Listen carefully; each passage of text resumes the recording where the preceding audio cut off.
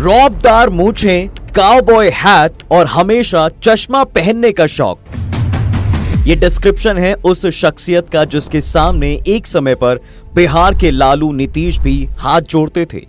रसूख तो इतना था कि बिहार के मोकामा में इनकी पैरेलल सरकार चलती थी और खुद कानून भी इसमें सहमत नजर आती थी। एक तरफ तो ये जनता के लिए उनके छोटे सरकार थे, वहीं दूसरी तरफ ऐसा कोई अपराध नहीं था जिनसे इनका ताल्लुक नहीं था। दर्जनों केस सरकारी फाइल्स में इनके नाम चढ़े हुए थे, लेकिन मजाल थी कि इन पर कोई उंगली भी उठा सके। खुद तो मुख्यमंत्री तक को धमकाने का काम ये कर चुके थे, लेकिन फिर भी शान से ये बिहार की गलियों में घूमते थे और खुद बड़े बड़े नेता इनके सामने सर झुकाते थे।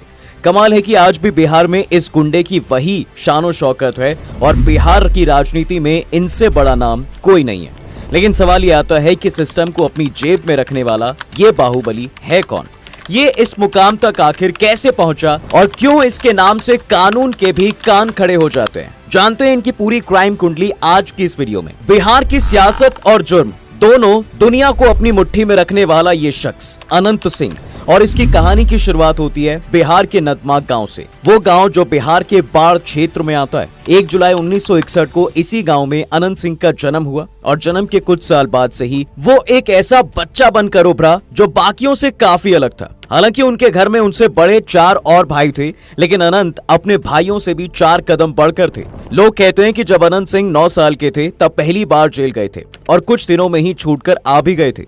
उन्हें ना तो तब इसकी सजा हुई और ना ही आगे कभी इस गलती की सजा मिली, बल्कि यहाँ से तो जुर्म की दुनिया में वो ऐसे बढ़े कि बड़े बड़े नेता भी उनके रुबाब के आगे घुटने टेकने लगे। 15 साल पूरे होने पर एक और मौत में उनका नाम आगे आया, लेकिन इससे भी उन्हें कोई फर्क नहीं पड़ा, बल्कि बिहार के इस छोटे से लड़के ने पीछे मुड़कर कभी नहीं देखा और एक के बाद एक कई खतरनाक अपराधों को वो अंजाम देता गया और इसी के साथ वो मोकामा का डॉन बन जाता है। यही नहीं, कहा तो ये भी जाता है कि अनंत सिंह की जिंदगी में एक समय ऐसा भी आया था जब उनका इस संसार की मोहमाया से ध्यान उचट गया था और उन्होंने वैराग्य अपना लिया था। तब साधु बनने के लिए वो अयोध्या और हरिद्वार में घूम रहे थे, लेकिन साधुओं के जिस दल में थे वहां भी कुछ समय बाद झगड़ा हो जाता है और उनका मन वैराग्य के संसार से उचट कर वापस मोहमाया में ही आ गया।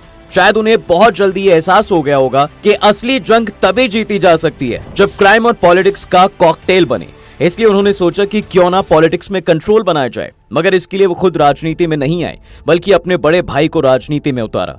वैसे तो अनंत सिंह के बड़े भाई दिलीप सिंह की पहले से ही इस इलाके में खासी दबंगाई चलती थी और वो कांग्रेस के विधायक श्याम सुंदर धीरज के लिए बूथ कब्जाने का काम करते थे।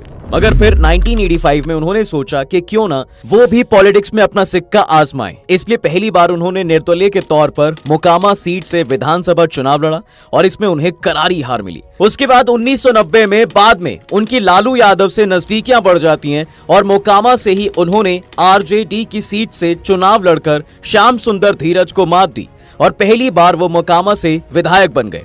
अब एक तरफ जहां अनंत और उनके भाई की ताकत बढ़ रही थी, वहीं इसी दौरान अनंत के सबसे बड़े भाई बिरंची सिंह की हत्या हो गई। ये बात अनंत सिंह को हजम नहीं हुई। वो किसी भी कीमत पर अपने भाई के हत्यारों को मारना चाहते थे।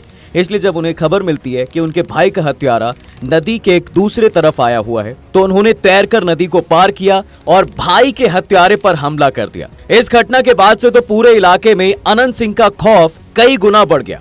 आसपास के लोग उनसे डरने लगे। सरकारी ठेकों को कब्जाने का कारोबार भी तब तक अनंत सिंह शुरू कर चुके थे। भाई मोकामा से विधायक थे तो पुलिस की कोई चिंता ही नहीं। 90 का दशक आते आते साहब अनंत सिंह का मोकामा और उसके आसपास के इलाकों में खास रौब हो चुका था। भाई की वजह से आरजेडी से तो अनंत सिंह के रिश्ते थे ही। इसी दौरान नीतीश कुमार की नजर भी अनंत सिंह पर पड़ चुकी थी। 1996 के लोकसभा चुनाव के दौरान जब पहली बार नीतीश कुमार की पार्टी ने आरजेडी से अलग होकर चुनाव लड़ा तो उन्हें अनंत सिंह की याद आई। मोकामा में अनंत सिंह एक बड़ा नाम बन चुके थे और चुनाव जीतने के लिए उनकी जरूरत को नीतीश कुमार बखूबी पहचान रहे थे और अनंत सिंह भी इसमें उनका पूरा साथ दे रहे थे।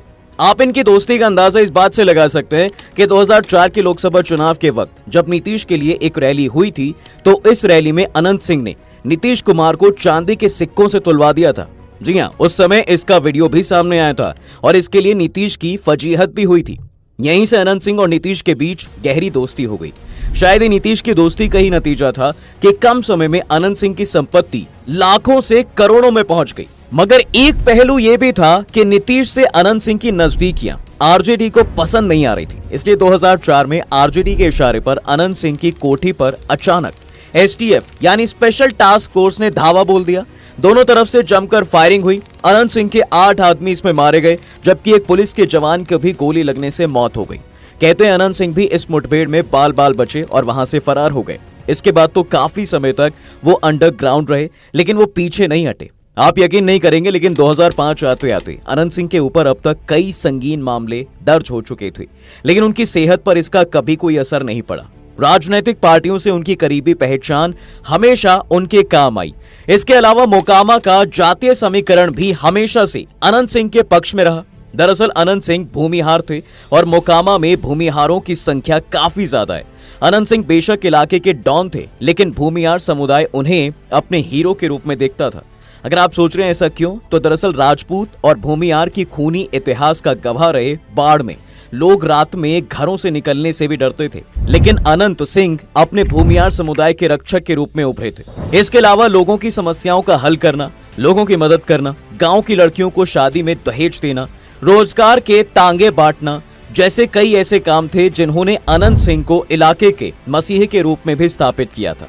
फिर उनकी किस्मत के सितारे तब चमके जब नीतीश कुमार ने साल 2005 में जनता दल यूनाइटेड के टिकट पर उन्हें मोकामा विधानसभा से उतारा।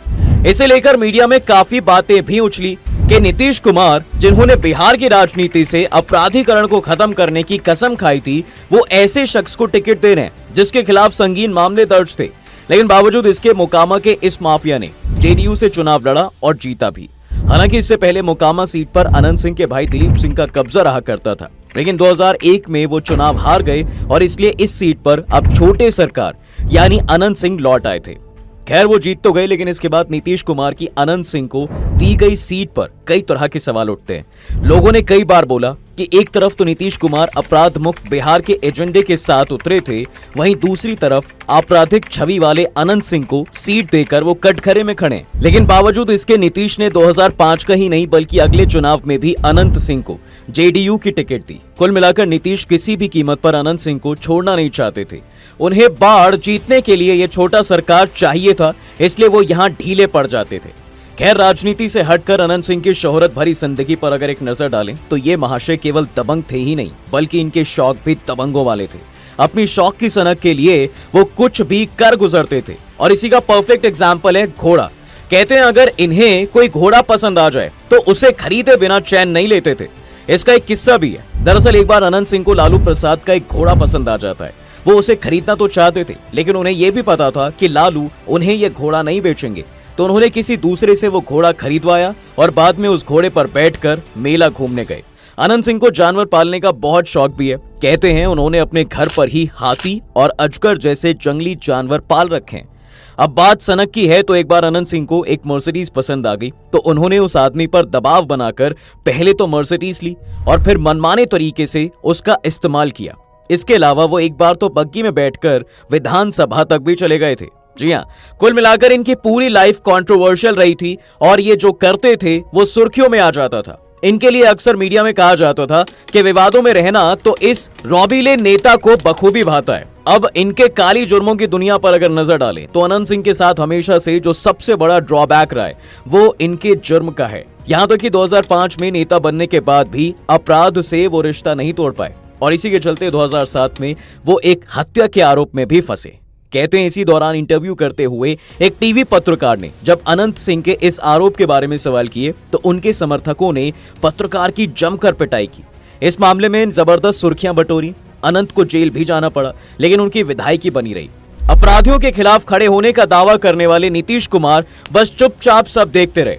अनंत सिंह सफेद पोश तो बन चुके थे, लेकिन उनको लेकर अक्सर कोई ना कोई विवाद सामने आ ही जाता था। इसी का नतीजा ये भी था कि जब नीतीश कुमार से अलग होकर जीतन राम मांझी मुख्यमंत्री बनते हैं तो अनंत सिंह ने उन्हें तक खुलेआम धमकी दे डाली थी।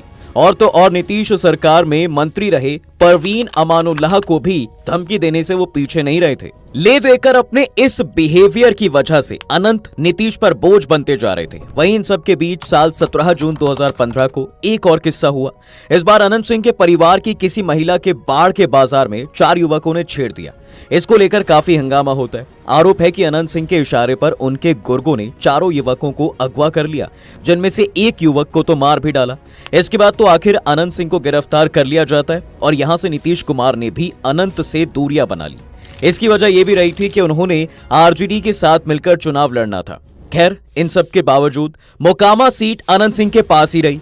उनके रुतबे का अंदाजा इसी बात से लगाया जा सकता है कि जेल में रहते हुए भी अनंत सिंह ने निर्दलीय चुनाव लड़ा और जीत भी दर्ज की। मतलब उनके रुतबे में कोई कमी नहीं आई। तभी तो 2020 में अनंत सिंह आरजेडी से चुनाव लड़ते हैं और लगातार चौथी बार मोकामा में अपनी जीत दर्ज करते हैं। मगर इसके बाद अनंत सिंह की विधायकी खत्म हो गई, क्योंकि 2019 के एक मामले में जब उनकी छापामारी हुई तो उनके घर से बंदूकों से लेकर कई गैर कानूनी चीजें बरामद होती हैं, जिसके बाद उन्हें 10 साल की सजा भी सुनाई गई। नाउ कट टू प्रेजेंट, तो एक बार फिर अनंत सिंह चुनाव लड़ने को तैयार हैं। उन्होंने खुद इस बात का ऐलान किया है। उन्होंने आज इस बात का ऐलान किया है कि वो चुनाव लड़ेंगे।